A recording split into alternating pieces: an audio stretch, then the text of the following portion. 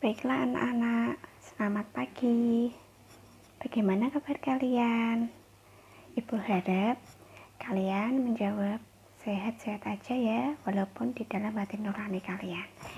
Oke, bertemu lagi dengan Ibu Kris tentunya ya. Oke, masih dengan pembahasannya selama minggu lalu. Nanti Ibu akan mereview pengingatan kalian, memori kalian tentang teks eksposisi. Jadi Ibu harap kalian menyimak ya video yang Ibu berikan ini kepada kalian, karena materi yang Ibu sampaikan ini penting untuk kalian, dan sekaligus Ibu menggantikan materi yang Ibu berikan oleh Ibu Setiawati. Jadi jika kalian nanti ditanya oleh Ibu Setiawati, pasti tentunya kalian tidak canggung atau tidak lupa ya mengenai materi yang Ibu sampaikan mengenai teks eksposisi. Oke, seperti itu anak-anak. Sebelum memulai pembelajaran, Ibu akan memberikan suatu motivasi ya untuk kalian. Sebelum memberikan motivasi, Ibu akan memberikan suatu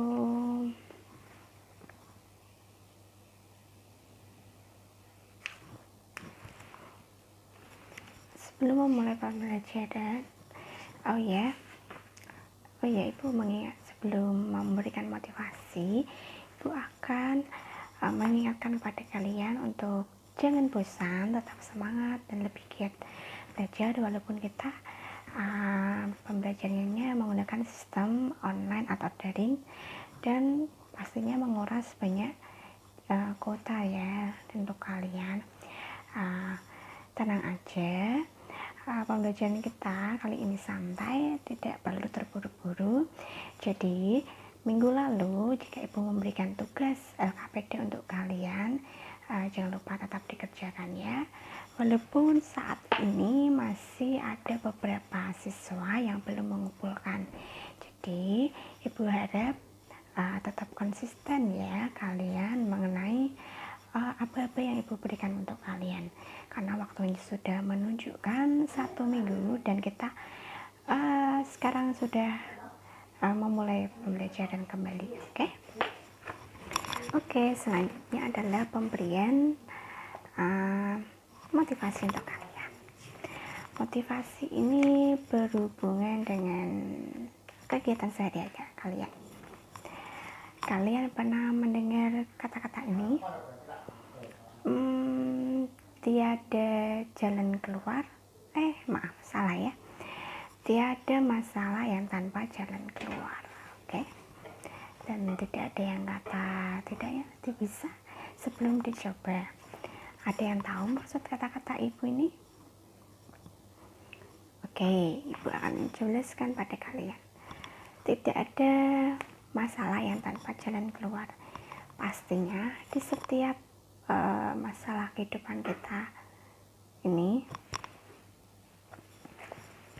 banyak begitu dirundung masalah di dalam kehidupan kita, baik segi ekonomi, mungkin segi pendidikan, atau segi lainnya. Mungkin kebanyakan dari kalian pastinya dari ekonomi ya, kalian sudah tidak mendapat uang saku dari orang tua karena kalian banyak di rumah. Kemudian tugas dari guru mungkin kalian rasa sulit, lalu nilai ujian atau ulangan mungkin tidak maksimal ya. Nah, apa jalan keluarnya? Jalan keluarnya adalah tidak ada yang tidak bisa sebelum dicoba. Nah, kalian harus mencoba hal-hal yang menurut kalian bisa mengeluarkan masalah kalian. Misal uang saku, kalian bisa membantu orang tua, karena nanti kalau setelah orang tua senang kepada kalian akan memberikan uang saku. Atau mungkin kalian berinisiatif untuk jualan, mungkin jualan tidak tidak bisa dilakukan secara tatap muka atau yang lainnya, kalian bisa berusaha dengan menjual sesuatu yang kalian promosikan di online misalnya ya. Kalian bisa menambah uang saku kalian walaupun di rumah. Lalu yang ketiga tugas ya, yang kedua adalah tugas. Tugas misalnya kalian bisa cicil tiap hari, atau kalian bisa konsultasi dengan guru jika ada yang kurang paham. Kemudian yang ketiga adalah nilai. Mungkin nilai kalian kurang baik. Lalu apa sih solusinya? Solusinya kalian bisa belajar kelompok atau berdiskusi dengan teman kalian mungkin yang mendapatkan nilai lebih baik dari kalian. Oke, itu aja pesan dari Ibu. Nah, selanjutnya Ibu akan memulai dengan kegiatan pembelajaran. Namun sebelum kegiatan pembelajaran, seperti biasa Ibu akan mengingatkan kalian untuk selalu berdoa agar kegiatan pembelajaran kita selalu dilindungi, dilancarkan, dan diberi manfaat yang luar biasa untuk kita semua. Oke, Ibu akan memimpin doa menurut agama dan keyakinan masing-masing. Berdoa disilakan.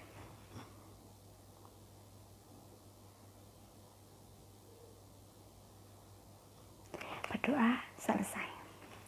Oke anak-anak, sebelum mengawali pembelajaran minggu lalu dan untuk mengevaluasi ya, merefleksi mengingat minggu lalu apa saja yang kita sudah bahas minggu lalu.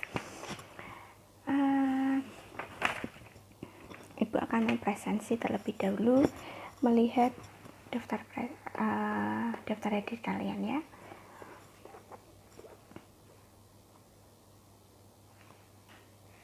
Oke, daftar edit sudah Ibu berikan di link WA ya, WA kalian sudah dilihat, dan ternyata Ibu amati sudah sebagian sudah mengisi daftar edit, dan yang lain bisa menyusul, tidak apa-apa karena sifatnya ini santai saja. Namun diharapkan kalian bisa serius dan lebih giat untuk mengikuti pembelajaran yang Ibu berikan. Oke, tentunya tidak seefektif ya jika kita bertatap muka, karena memang kita dituntut keadaan seperti ini. Jadi kalian harus bersabar, dan tidak lama lagi pastinya kalian akan bertemu dengan Bapak Ibu dan kondisi dengan normal. Oke, sudah cukup lengkap ya. Ibu akan memulai pembelajaran. Ibu akan melanjutkan, Ibu akan mengingat memori kalian ya. Minggu lalu kita membahas tentang apa itu teks eksposisi. Teks eksposisi yang merupakan karangan yang terkandung sejumlah informasi dan pengetahuan yang disajikan dengan singkat, padat, dan akurat. Oke. Dan teks yang biasanya digunakan dalam teks eksposisi itu dalam kegiatan ceramah, perkuliahan, pidato, editorial, opini, dan lainnya. Dan ciri-cirinya itu bersifat objektif, kemudian informatif, fakta, dan menggunakan bahasa baku yang disesuaikan dengan kaidah kebahasaan bahasa Indonesia dan KBBI. Oke. Kemudian Ibu minta kalian kemarin untuk memberitahukan pendapat kalian apa sih itu tesis, rekomendasi, dan argumentasi. Jadi tesis adalah pernyataan pendapat yang biasanya merupakan bagian pembuka yang sifatnya umum. Oke, kemudian argumentasi. Argumentasi ialah unsur penjelas atau alasan yang mendukung dari tesis yang dikemukakan di awal. Oke. Kemudian terakhir adalah rekomendasi. Rekomendasi adalah saran atau yang disebut sebagai solusi dari penulis terhadap permasalahan yang diangkat dari penulis. sekaligus menegaskan ulang tesis yang semula ia kemukakan, seperti itu. Dan sudah Ibu berikan contoh di halaman 54-55, dan kalian sudah bisa ya ternyata mengerjakan tugas LKPD Ibu share kemarin, dan Ibu akan melanjutkan materi berikut, materi yang Ibu sampaikan, dan harap simak dengan baik-baik ya anak. Sekarang kita akan memulai kegiatan yang kedua, yaitu membedakan kalimat fakta dan opini. Oh ya, tadi malam kita sudah berdiskusi ya mengenai apa itu fakta dan opini. Oke.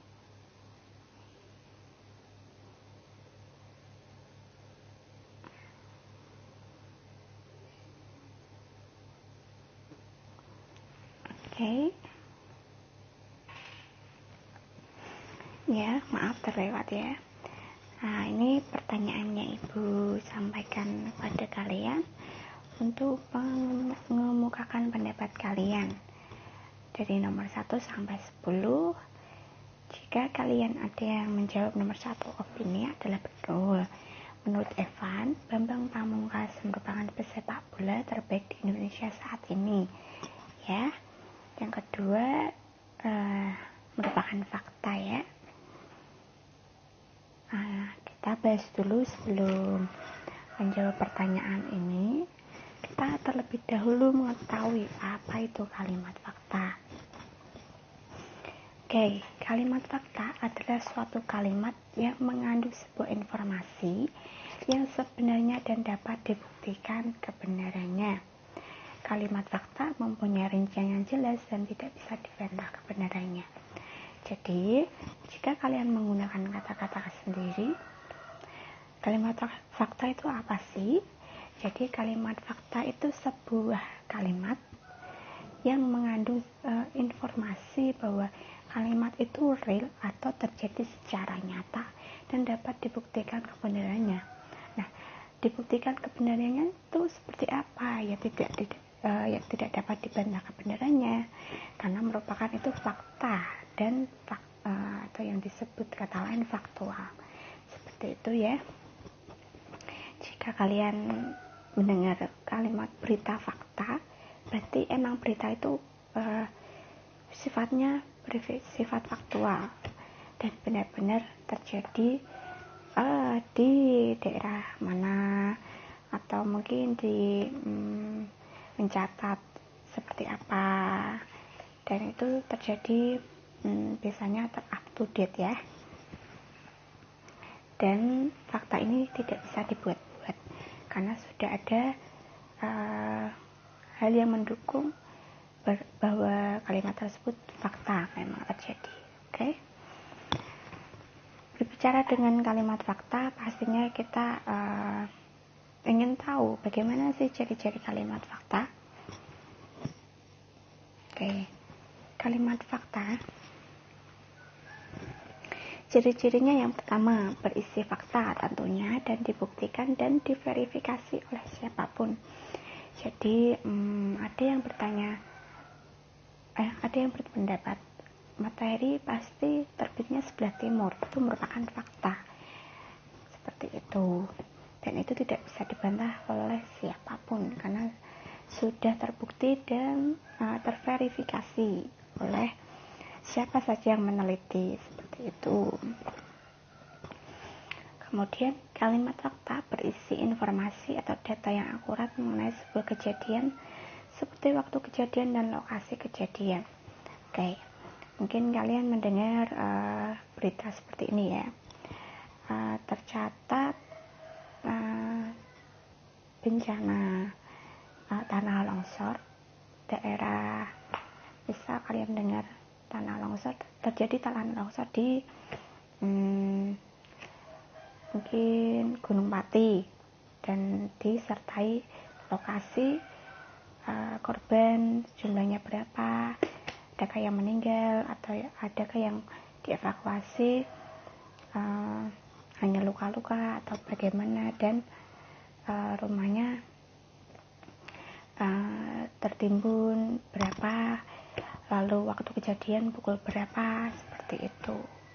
Itu merupakan berisi fakta data-data. Oke. Kemudian yang ketiga adalah bersifat objektif. Jadi bersifat objektif ini adalah data yang ditampilkan benar-benar sesuai kenyataan, tidak dibuat-buat, tidak memihak dan tidak dipengaruhi pandangan pribadi atau subjektivitas penulisnya. Bisa ada kalian mendengar kata-kata seperti ini. Menurut saya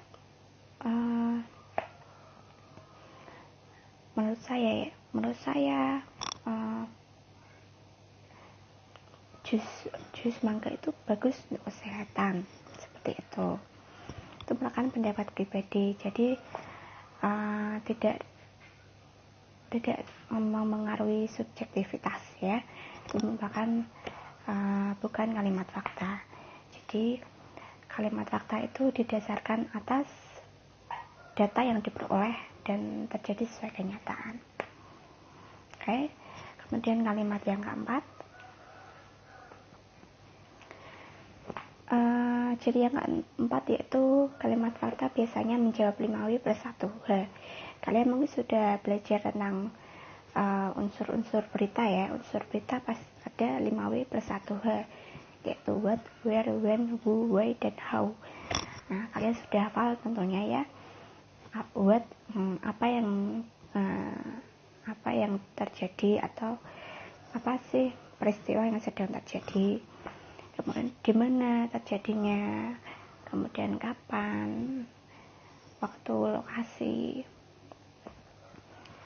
kemudian kapan, who, kemudian butuh siapa yang terlibat misalnya, when, why, mengapa peristiwa terjadi, dan how, bagaimana menanyakan proses, seperti itu. Kayak yang ciri kelima adalah kalimat fakta biasanya disertai angka yang menunjukkan statistik atau jumlah sebenarnya. Contohnya seperti ini ya.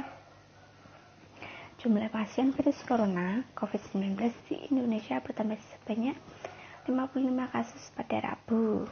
Disertai angka dan hari, kemudian tepatnya siang kah, pagi atau malam, hingga Kamis, dan dicatat pasien yang tadinya berapa menjadi berapa. Itu merupakan angka atau statistik ya.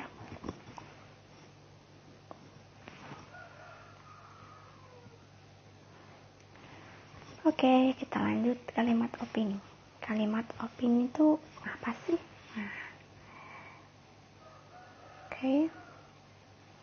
Kalimat opini merupakan kalimat yang merupakan suatu pendapat.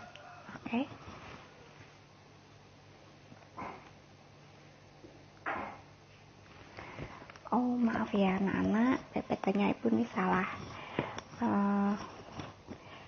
untuk memberikan satu informasi kepada kalian, tapi kalian dalam menjawab pertanyaan ibu mengenai apa itu kalimat opini sudah benar. Jadi kalimat opini merupakan kalimat pendapat yang berisi gagasan, ide dari penulis atau terhadap subjektivitas itu sendiri. Jadi kalimat ini masih dibantah ya kebenarannya karena menurut pandangan pribadi seseorang. Jadi misal kalian makan sesuatu, berkata pada teman kalian, wah makanan ini enak ya, tapi menurut teman kalian, rasanya kurang enak, mungkin hambar atau asin, atau mungkin ini tidak pedas, kurang pedas, seperti itu. Ada nilai-nilai karakteristik sendiri menurut cara pandang orang lain. Kemudian ciri-ciri kalimat opini ya anak-anak. Yang pertama, kalimat opini tidak dapat atau belum dapat dibuktikan kebenarannya. Oke. Karena kalimat opini masih bersifat pendapat pribadi, jadi tidak bisa ditebak kebenarannya seperti apa. Karena opini itu berubah-ubah ya, pendapat menurut orang lain. Kemudian bersifat subjektif yang biasanya diikuti pendapat, saran, uraian, menjelaskan pandangan penulis terhadap suatu masalah atau kejadian. Oke. Yang ketiga adalah kalimat opini didasarkan pendapat pribadi, tidak didasarkan narasumber yang kompeten dan kredibel. Misalnya, ia menyimpulkan sesuatu tanpa diikuti pendapat misalnya para ahli yang terpercaya, itu merupakan pernyataan dia opini. Kemudian kalimat yang keempat, maksudnya poin yang keempat ya, kalimat opini ini berisi tanggapan penulis atas sebuah masalah atau kejadian. Oke, seperti itu. Karena berisi tanggapan penulis, misalnya ada kejadian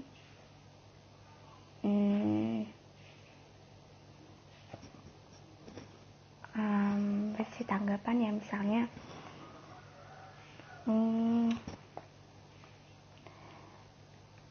nilai misalnya nilai teman kalian yang biasanya nilainya bagus, dia biasanya, tapi tumben ya nilainya menurun. Kalian bisa berpendapat, mungkin dia sibuk di rumah, atau mungkin ada yang malas-malasan sekarang, jadi tidak rajin dalam mengerjakan tugas dan lain-lain, seperti itu. Cuma kan tanggapan kalian, dan bisa jadi orang lain bisa berpendapat dengan yang lain. Oke, poin yang kelima, kalimat opini menunjukkan peristiwa yang belum pasti terjadi. Opini pastinya karena berisi belum dibuktikan kebenarannya, pastinya kalimat opini berisi kalimat yang belum pasti terjadi. Jadi dia belum mengetahui fakta-fakta yang sebenarnya. Jadi kalimat tersebut hanya suatu utaran belaka, tidak disertai alasan yang pasti. Kemudian yang poin yang keenam, kalimat opini biasanya menggunakan kata-kata sifatnya tidak pasti. Contohnya mungkin, rasanya, atau sepertinya, atau yang lain, kemungkinan. Nah, seperti itu, bisa jadi seperti itu. Nah, mungkin ada kalian yang sifatnya kemungkinan bisa merupakan dikategorikan sebagai kalimat opini. Kemudian poin yang terakhir, kalimat opini juga biasanya menggunakan kata-kata yang sifatnya memberi saran atau solusi.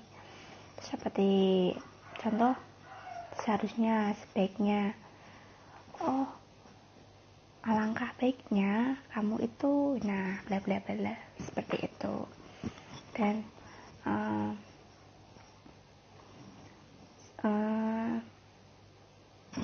kesimpulannya seperti apa, begitu ya. Oke, kita lanjut.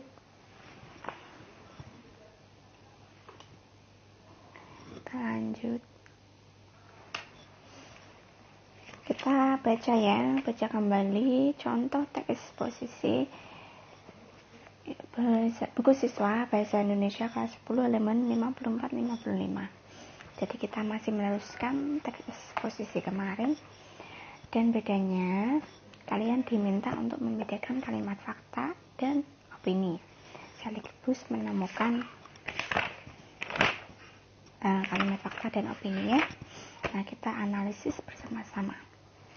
Oke, mungkin terlalu cepat dalam ibu menjelaskan, kalian bisa pahami dan ikuti ibu cara ibu menganalisis ya. Nanti kalian bisa pahami dan bisa tanyakan di lewat WA group. Oke, yang pertama adalah kita akan menemukan kalimat fakta ya. Kita temukan kalimat fakta di paragraf 5, kalimat pertama.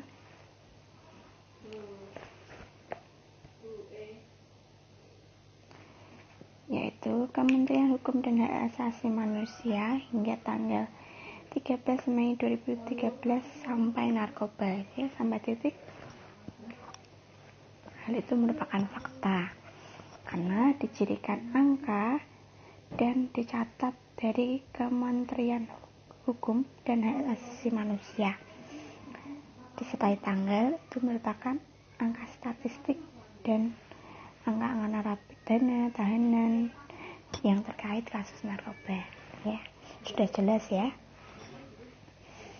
Kemudian yang kedua di paragraf 5 kalimat 3.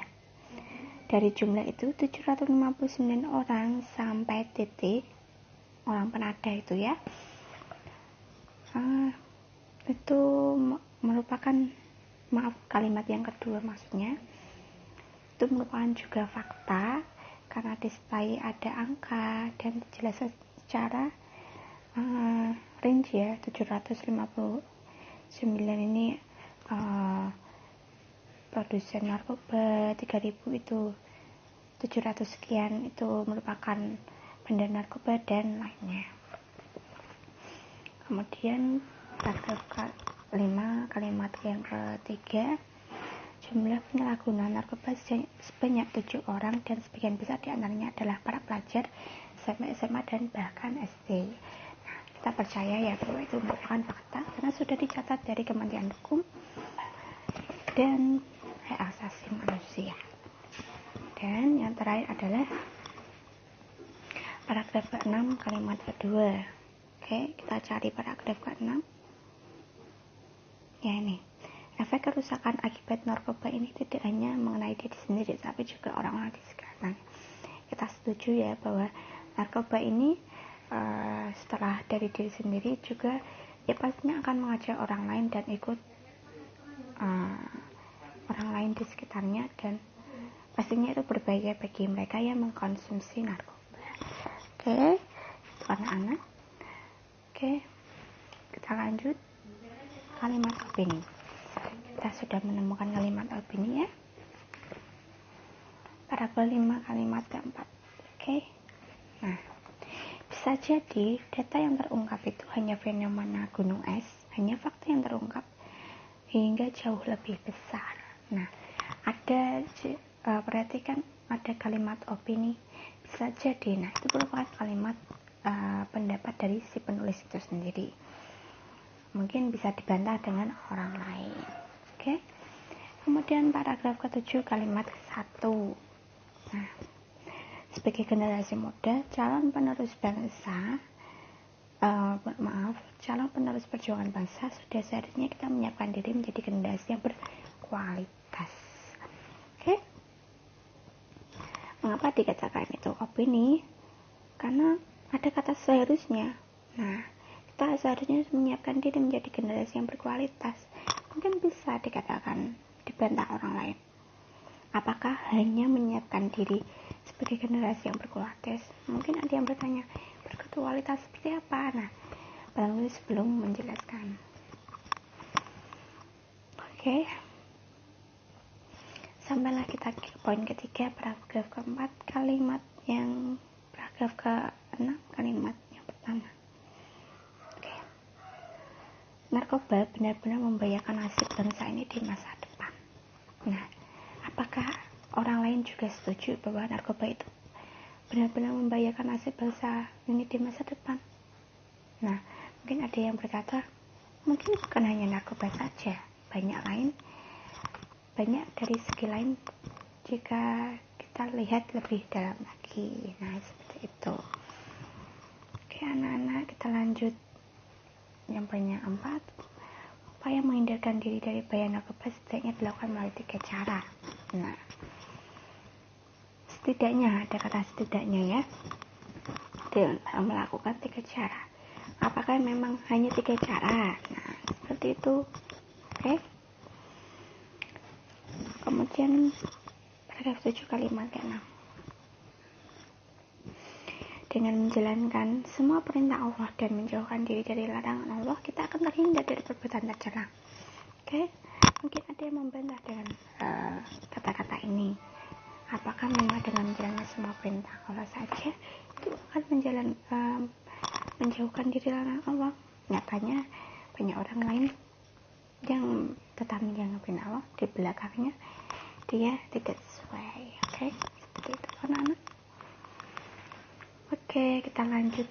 Nah, sampailah tugas kedua yang ibu berikan, yaitu tugas LKPD. Nanti ibu akan share untuk kalian. Waktunya sama, yaitu waktunya 1 minggu untuk kalian.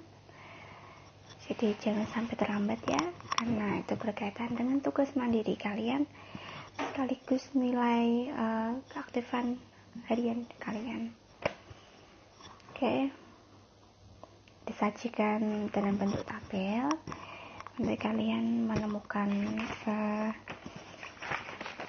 dari eksposisi menemukan fakta dan opini masing-masing 3 di halaman 56 sampai 57. Teks eksposisi pembangunan dan bencana lingkungan. Nah, oke anak-anak, minggu depan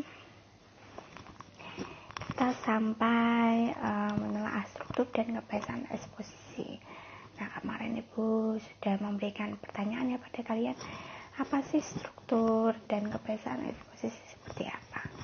Nah, minggu depan kita akan bahas. Dan karena waktu sudah hampir habis, ibu akan akhiri. Sebelum itu, ibu akan menyimpulkan mengenai pertanyaan tadi malam ya. Nah, ini ya. Sudah bahas mengenai fakta dan opini, dan kalian sudah memberikan alasan dan cukup bagus untuk kalian, pemahaman kalian. Tingkatkan hasil analisa kalian, karena kegiatan yang aktif pastinya akan menambah wawasan kalian menjadi lebih pribadi yang lebih baik. Oke. Ibu akan menyimpulkan kalimat fakta. Oke, kalimat fakta adalah suatu kalimat yang mendukung informasi. Jadi dengan arti lain bahwa kalimat fakta ini tidak dapat dibantah kebenarannya, karena berisi fakta yang didukung beberapa ciri-ciri kalimat fakta. Terdiri dari nomor 1 sampai nomor 5. Kalian sudah paham ya? Dan kalimat opini tadi adalah seperti suatu gagasan, ide, pendapat, atau pokok pikiran orang lain yang masih bisa dibantah kebenarannya. Nah, bagaimana bisa membedakan mengenali ciri-ciri kalimat opini ini? Nah, seperti ini ya. Tadi ibu sudah sampaikan dari nomor 1 hingga 7. Oke. Seperti itu saja anak-anak. Jangan lupa tugas kalian, tugas LKPD yang kedua nanti ibu akan share melalui Google Classroom. Dan jangan sampai terlambat ya. Seperti itu anak-anak. Terima kasih atas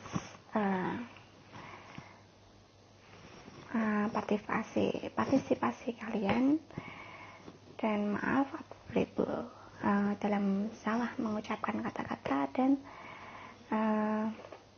menyinggung hati kalian. Minggu depan kita akan bertemu lagi dengan waktu dan kondisi mudah-mudahan yang sama seperti saat ini ya. Oke, sampai jumpa dan semangat selalu untuk kalian. Ibu pamit ya. Dadah.